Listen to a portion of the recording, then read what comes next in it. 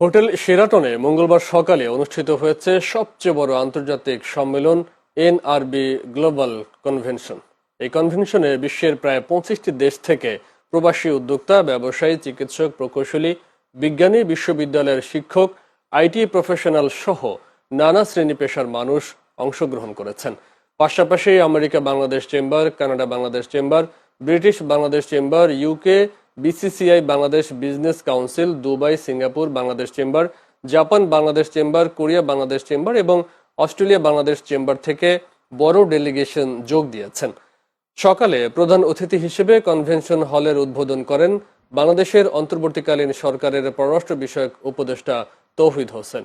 দিনব্যাপী এই কনভেনশনে নানা আয়োজনের পাশাপাশি থাকবে স্বাস্থ্য, শিক্ষা, উন্নয়ন, অর্থনীতি, আইটি সহ বেশ কিছু বিষয়ভিত্তিক সেমিনার। পাশাপাশি এই আয়োজন থেকে প্রদান করা হবে এনআরবি অ্যাওয়ার্ড। বিভিন্ন সেক্টরের গুরুত্বপূর্ণ অবদান রাখায় প্রবাসী বাংলাদেশিদের অ্যাওয়ার্ড প্রদান করা হবে। এনআরবি ওয়ার্ল্ডের প্রতিষ্ঠাতা এনামুল হক এনাম জানিয়েছেন, এবারের এনআরবি কনভেনশনের প্রধান লক্ষ্য হচ্ছে দেশ ও প্রবাসের মধ্যে একটি কার্যকর সেতু বন্ধন তৈরি করা, সেই সাথে বিভিন্ন সেক্টরের দক্ষ প্রবাসী পেশাজীবীরা যাতে দেশীয় উদ্যোক্তাদের কাজে লাগাতে পারেন সেই চেষ্টা অব্যাহত থাকবে।